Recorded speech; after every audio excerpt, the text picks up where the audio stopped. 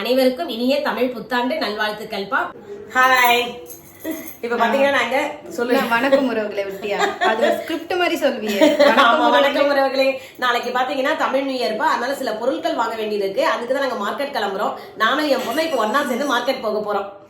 Okay, போய் பார்க்கலாம். போயிட்டு என்ன வாங்கிட்டு வரோம்னு சொல்லிட்டு பார்க்கலாம். இதுதான் வந்து ஷாப்பிங் கூப்பிடுவாங்க. நீ பாட்டுன்னு விறுவிறு நடந்து போயினே இருக்கா கூட வரேன்ட்டு.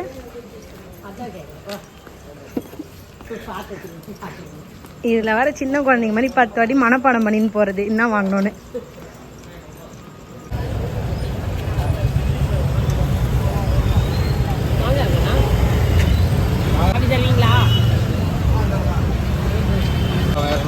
எல்லாமே 250 தானா? 350 ரூபா 300 ரூபா தான் இருக்கும்.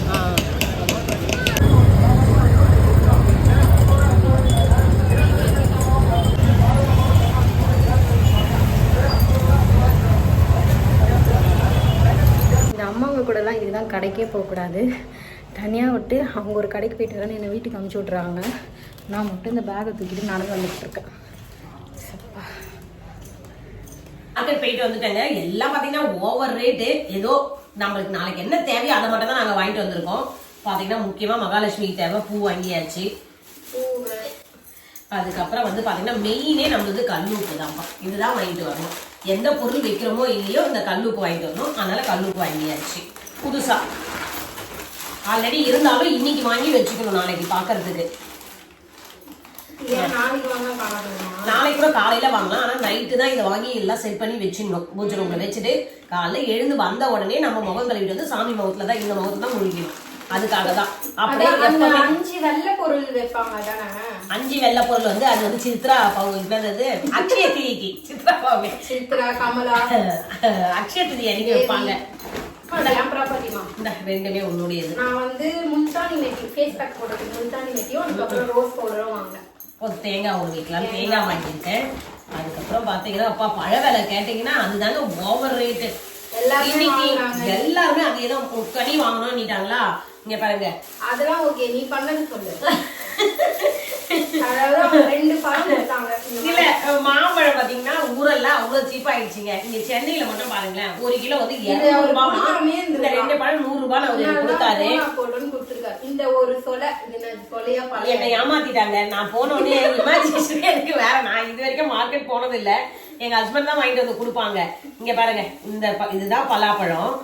எத்தனை பீஸ் இருக்கு கரெக்டா 4 அடி. 1 10 ரூபான்னு சொல்லி 4 பழம் 10 ரூபாய்க்கு கொடுத்து 40 ரூபாய்க்கு அது 2 கொடுத்துட்டாங்க. கொடுத்துட்டு 2 போடுங்க ஏமாத்திட்டாங்கன்ற. நீ தான் குத்துட்டாங்க குத்துட்டாங்க நீ இருக்க. அதெல்லாம் தெரியாது எனக்கு தெரியாது. இந்த கண்ணி பீஸ் அவங்க கீழே போட வச்சிருந்தாங்க. கீழே போடல அது பழம். அது கீழே போடுறா பழம். இது கண்ணி போய் கீழே போடுற இல்ல இல்ல சி பழுத்த பழம். அது எடுக்கணும். இப்படி சொல்ல எடுத்தா இது பாருங்க. இந்த பொண்ணுக்கு இதெல்லாம் இந்த 2 சொலை போடுங்கன்ட்டு 15 நிமிஷம் வாக்குவாதம் பேச்சு. அது எப்படிங்க எனக்கு 40 ஏமாதான் எனக்கு பக்குன்னு ஆயிடுச்சு. என்னடா இவ்வளவுன்னு. ஒருத்தவங்க வந்து வாங்க வந்திருந்தாங்க. அவங்க என்ன பார்த்துட்டு பாத்துட்டு அவங்க உடிச்சு தர மாட்டீங்களா உன்னை அனுப்புனா போதுன்னு அந்த கடைக்காரர் இருந்தாரு. இல்ல இப்படி கொடுப்பாங்களா எதிரே பார்க்கவே இல்ல. வேஸ்ட் தானே. பாதி தான் இருக்கு பழமும். ஏன் ரொம்ப ஏமாத்துறாங்க. இங்க சென்னையில வாங்குறது கொஞ்சம் கஷ்டம் தான். திறமை இருக்கிறவங்களால மட்டும் தான் இங்க வாங்க முடியும்னு நினைக்கிறேன் நானு. எனக்கு எதுவுமே ஒரு கீழே போடுற சொல்ல வேண்டாம். ஏச்சி இது நல்ல பழைய பொண்ணை பாருங்களேன். ஐயோ இதை கூட்டு போதே வேஸ்ட் இல்ல. இன்னும் கூட கேட்டு வாங்கிட்டு வந்திருப்பேன். டிஸ்டன்ஸ் தள்ளி தான் நிப்பேன். 4 பேரை கரெக்டா ஏமாத்திட்டாங்க. அந்த தெரிஞ்சவங்க கிட்ட நாங்க அந்த லேடிங்க கட் பண்ணி விற்பாங்க உள்ள மார்க்கெட் உள்ள. அவங்க கிட்ட போயிருந்தீங்கன்னா ஒரு பேக்கெட் வந்து பாத்தீங்கன்னா 5 இருக்கும். 20 ரூபா தான் தருவாங்க. 10 வாங்கிருக்கலாம். இந்த பொண்ணால நீ அந்த ஸ்டோர்லயே வாங்கணும்னு சொல்லிட்டு இப்படி வாங்கியாச்சு. நாளைக்கு எல்லாம் இந்த 3 இது வைக்கணும். எல்லாருமே வாங்குறாங்கப்பா. ஒரு முக்கணி வாங்குறாங்க. மாம்பழம் இதை பிரிச்சு நாளைக்கு அழகா அன்னைக்கு வச்சிருந்தோம். இந்த பாருங்க தெரிஞ்சிருந்தா எங்க மாமா கிட்ட சொல்லி ஊர்ல இருந்தே அனுப்ப சொல்லியிருப்பேன். ஒரு பலாப்பழமே அனுப்பிச்சிருப்பாரு. அதுக்குதான் எண்ணெய் எடுத்துட்டு வந்தேன். எண்ணெய் வச்சுதான் அதை தொடரணுமே நம்ம கையில. அடுத்தது வந்து வாழைப்பழம். அவ்வளவுதான். மா பலா வாழை 3 வாங்கியாச்சு. அதுவும் மாங்க அங்க வச்சுட்டேனே. அதுதான் தெரியல. தட்டே தெரியலையா? மாம்பழம் பூ பழமா வாங்கிட்டு வந்தாச்சு. அதுக்கப்புறம் இங்க பாருங்க ஒரு பாட்டிமா கிட்ட 20 ரூபாய்க்கு இந்த தோரணம் வாங்கிட்டு வந்தேன். பாட்டிமா வெறும் தோரணம் தான் 20 ரூபா சொல்லுது, ஒண்ணு கூட தரமாட்டேன் மாங்கொத்து இதெல்லாம். அப்புறம் கொஞ்சோண்டு நான் கேட்டு வாங்கினேன். இது என்னது இது அருகம்புல் விநாயகர் வைக்கிறோம் குடும்ப பாட்டின்னு சொல்லி கேட்டேன், கொடுத்தாங்க. வழக்கமா போயிருச்சு, ஒண்ணு வாங்கினா அதாவது கொஞ்சம் கொடுக்கணும். ஆமா, கொசுறு இல்லைன்னா அது நம்மளுக்கு ஏத்துக்கப்படாது. அது என்னதான் இருந்தாலும் ஒரு கொசுறு கேட்டாதான் அது ஒரு திருப்தியே வரும். ஆக்சுவலா பாத்தீங்கன்னா இது கூடயே தான் அப்ப எல்லாம் தந்தாங்க. இப்ப காலம் மாறி போயிடுச்சு, எல்லாத்துக்கும் ஒரு ரேட் சொல்லிட்டாங்க. சரி, விலைவாசி ஏறுது, அவங்க மட்டும் என்ன பண்ணுவாங்கல்ல, அதனால இப்படி இது மட்டும் தாங்க வாங்கினேன். எவ்வளவு ஆச்சு நம்மளுக்கு? 250 நினைக்கிறேன்.